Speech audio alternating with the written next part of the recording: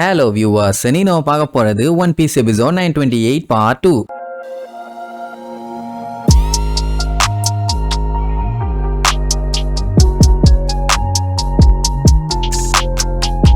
Open பண்ணா போன பாட்டுல அந்த கியோஷிரோ கொமரசக்கியை வெட்டுறதுக்காக வெறி கொண்டு வந்தான்ல. சரி எப்படியும் ஒரு ட்விஸ்ட் வைப்பான். அவளை வெட்டாம அப்படியே ஒரு ரொட்டேஷனை போட்டு ஒரோச்சியை வெட்டி ஒரு மாஸ் காட்டுவான்னு பார்த்தா வந்த வேகத்துல சரக்குன்னு அவளை ஒரே வெட்டு. அவன் மேல இருந்து ரத்தம் அப்படியே பீச்சுக்கிட்டு அடிக்கும். யாருமே எக்ஸ்பெக்ட் பண்ணல இப்படி ஒரு வெட்ட போடுவான்னு. எல்லாம் பதறுவாங்க. ஐயோ கொமரசக்கியை வெட்டிட்டாருன்னு. அதுலயும் அவன் வெட்டின வெட்டு சாதாரண வெட்டு இல்ல, முரட்டு வெட்டு. டெஃபினட்டா அவ உயிர் பொழைக்க வாய்ப்பே இல்ல. அப்படி வெட்டியிருப்பான். ரோபின்லாம் பார்த்துட்டு பதறுவா. ரோபின், நமி, ஷினோபு, ப்ரூக்குன்னு எல்லாம் பார்த்துட்டு பதறுவாங்க. ஆட பாவிகளா கடைசியில வெட்டிட்டீங்களேன்னு. அவன் கத்தியில பாத்தீங்கன்னா ரத்தம் சொட்ட ஒலிக்கிட்டு இருக்கும். நிறைய பேர் அவளை நினைச்சு ஃபீல் பண்ணுவாங்க. ஏன்னா ஏகப்பட்ட பேருக்கு அவன் நிறைய ஹெல்ப் பண்ணியிருக்கா. எல்லாம் பிடிச்சி கியோஷிரோவை திட்டுவாங்க, ஏன்டா அவளை வெட்டுனேன்னு. ஏன்னா இந்த லேண்ட் ஆஃப் வானோலியே அவதான் ரொம்ப அழகான பொண்ணு. அவளை போய் இப்படி அநியாயமா குன்னுட்டியடா, எங்க யாராலையுமே ஏத்துக்க முடியல அப்படி இப்படிம்பாங்க. சரி வெட்டியாச்சுன்னு எப்படியும் ஒரோச்சி சந்தோஷப்படுவான்னு பார்த்தா அவன் உட்காந்து கதறி அழுதுகிட்டு இருக்கான். என்னன்னா அவளை மிரட்டி மன்னிப்பு கேட்க வைக்கணும். அது மட்டும் தான் அவனோட ஒரே எண்ணமே தவிர அவளை கொல்றது இல்லை. அவ்வளவு அழகா இருக்கா, அவளை கல்யாணம் பண்ணிக்கலான்னு பிளான் பண்ணான். கடைசியில இப்படி கண்ணுக்கு முன்னாடி அவளை கொண்டு போட்டவன கடுப்பாயி கியோஷிரோ கிட்ட கத்துவான், ஏன்டா அப்படி பண்ண எடுபட்ட மூதேவின்னு. ஏன்னா அவன் ஒன்னும் கொல்லலாம் சொல்லலையே. அவன் வாய்க்குள்ள எடுத்து வச்சுக்கிட்டு மிரட்டிட்டு இருந்தான். அவ்வளவுதான். குறுக்க வந்து நீ ஏன்டா கேட்டு போட்டான்னு கேட்டா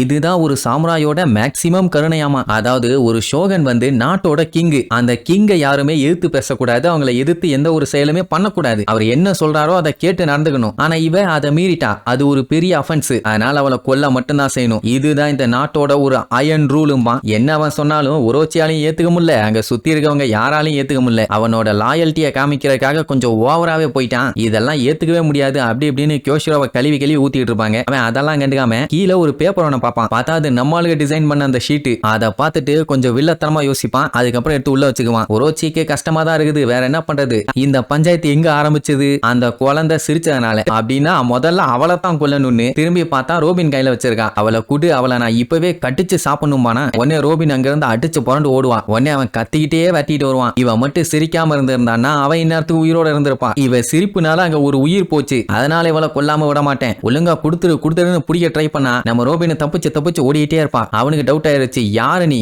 எதுக்காக அவளை காப்பாத்திட்டு இருக்க, குட்டுன்னு சொல்லி எவ்வளவோ கேட்பான், கொடுக்க மாட்டான். இங்க நமி என்ன பண்ணிட்டா, சூயிஸ் அவகிட்ட இருக்குல்ல அதை வெளியில கொண்டு வந்து அதுக்கு வெதரக்க கொடுக்க ஆரம்பிப்பான். இங்க நமி ஒரு சைடு அவங்கிட்ட இருந்து அடிச்சு புரண்டு ஓடிட்டு இருக்க. அங்க நம்ம ப்ரூக்கோட தான் செம காமெடி. அவன் நான் பேய் உங்க எல்லாத்தையுமே நான் கொன்றுவேன் அப்படி இப்படின்னு வாய்ஸை வேற மாடுலேஷன்ல மாத்தி வேட்டிட்டு பின்னாடியே போவான். பட் எவ்வளவு நேரத்துக்கு தான் அவங்க இப்படியே ஓடுவாங்க. ஒரு கட்டத்துல அங்க போது உஷாராயிட்டாங்க. ஆமா இவ்வளவு நேரமா பேய்னு வெட்டிட்டு வந்துச்சு, ஒரு டைம் கூட இவங்களை அட்டாக் பண்ணவே இல்லை. அப்படின்னா என்ன அர்த்தம், இதால அட்டாக் பண்ண முடியாதான்னு சொல்லிட்டு நின்று திரும்பி பார்ப்பாங்க. ஆஹா எல்லாம் உஷாராயிட்டாங்க, இதுக்கு மேல இருந்தா நமக்கு சங்குன்னு அடிச்சு புரண்டு அங்க இருந்து எஸ்கேப். அதே நேரம் கீழே செக்யூரிட்டி கார்ட்ஸ் இருப்பாங்கல்ல, அவங்க எல்லாத்துக்குமே மேல கலவரமாயிருச்சுன்னு தெரிஞ்சு போச்சு. அது மட்டும் இல்லாம இன்வேடர் வந்திருக்காங்கன்னு தெரிஞ்சு போச்சு. சோ எக்கச்சக்க பேர் அடிச்சு புரண்டு கிளம்புவானுங்க. மெயினா ஒரோச்சியை தடுக்க சொல்லுவானுங்க. என்ன பையன் கண்ட்ரோல மீறி இப்ப அட்டாக் பண்ணிட்டு இருக்கானே. இங்க நமி என்ன பண்ணிட்டா, நல்லா வெதரக்க கொடுத்து ஜூயிஸ சார்ஜ் பண்ணிட்டா. அதுக்கப்புறம் நம்மளால எல்லாத்துக்கிட்டையுமே ஃப்ளோர்ல இருந்து காலை எடுங்கன்னு சொல்லிட்டு தரையில லைட்னிங்க பாஸ் பண்ணுவா. டெஃபினட்டா நமிக்கு ஒண்ணாகாது, அவ உசாரா காலை தூக்கிடுவா. ரோபின் சொல்லிட்டதுனால அவளும் ஜம்ப் அடிச்சிட்டா. ப்ரூக்கு பேய் தானே, கவலை இல்ல. அவ மொத்த பவரையும் கொடுத்து அடிச்சதுல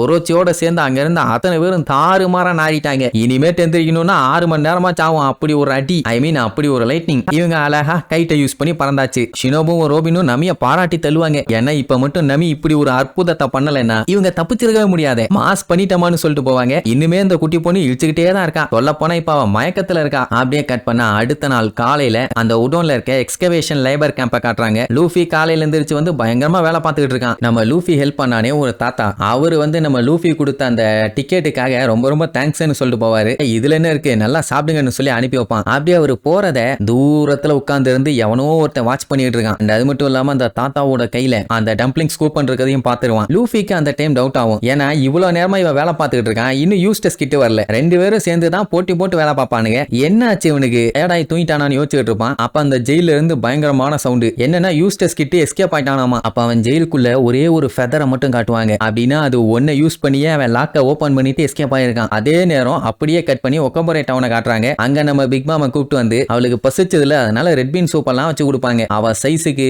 இத்துணுண்டு பாத்திரம்லாம் பத்துமா லபக்குன்னு வாயில ஊத்திட்டு ரொம்ப தேங்க்ஸுங்க நல்லா டேஸ்டா இருந்துச்சும்பா. ஆனா மறுபடியும் அவ வயிறு கத்திட்டு இருந்தவனே இன்னும் நிறைய கொடுங்கம்பா, ஆல்ரெடி எல்லாம் சாப்பாடு இல்லாம கஷ்டப்பட்டு இருக்காங்க, இவளுக்கு எல்லாம் மொத்தமா கொடுத்தா அவ்வளவுதான் இருக்குதுன்னு அதுக்காண்டி கோவம்லாம் பல்ல. நீங்க இவ்வளவு கஷ்டத்துல இருந்தாலும் எனக்காண்டி சாப்பாடு கொடுத்தீங்க, நீங்க கொடுத்த வரைக்கும் ரொம்ப ரொம்ப தேங்க்ஸ்ம்பா. இதெல்லாம் பார்த்த சாப்பர் இப்படியெல்லாம் அவ பேச மாட்டாளேன்னு பதறுவான். அண்ட் ஒட்டமா அவளை பத்தி விசாரிக்கும் போது இந்த மாதிரி அவ ரொம்ப ரொம்ப ஸ்ட்ராங்கு, நீ நினைக்கிற மாதிரி எல்லாம் அவ பச்சை மண்ணு கிடையாது, பால் டாயிலேயே குடிச்சிட்டு ஏப்ப விடுறவ, ரொம்ப ரொம்ப முரட்டு பீஸு முட்டா பீஸும்பா. ஒட்டமா பயப்படாம அப்படின்னு இவளை யூஸ் பண்ணி நம்ம லூஃபியா ரெஸ்கியூ பண்ணிடலாம்பா. நம்ம மொமனசுக்கேவும் ஆமா கரெக்டும்பா, சாப்பருக்கு தூக்கி வாரி போடும். நிலைமைய பாத்தீங்களா, நம்ம லூஃபியோட தலையெழுத்து இப்ப இவங்க கையில இருக்குது. அட வேற ஒண்ணும் இல்ல, இவளே லூஃபிய போட்டு தள்ளணும் தான் இவ்வளவு தூரம் வந்திருக்கா. பேசாம இவளை அப்படியே டைவர்ட் பண்ணி விட்டுட்டா கூட பஞ்சாயத்து இல்ல. இவளை லூஃபிய காப்பாத்த கூப்பிட்டு போய் அவனுக்கு ஞாபகம் வந்துச்சுன்னா என்ன ஆகும், அங்கேயே சண்டை ஸ்டார்ட் ஆயிருமே. சரி என்ன ஆக போதோ, சாப்பர் சொல்லிடுவான் அதெல்லாம் வேலைக்கே ஆகாது, நம்ம சொல்றதையே அவன் கேட்க மாட்டான்னு சொன்னா இவங்க கேட்க மாட்டாங்க. ஐயோ அவ பழைய மெமரிஸ் வந்தா எல்லாமே டண்டனக்கான்னு சொன்னா பரவாயில்ல, இங்கே வெயிட் பண்ணிட்டு இருக்கிறதுக்கு பதிலா போய் அவங்கள காப்பாத்த ட்ரை பண்ணலாம்ல. இதான் நம்ம கடைசி சான்ஸ், நம்ம போயே தீரணும்பா. சாப்பருக்கும் என்ன பண்றதுன்னு தெரியாம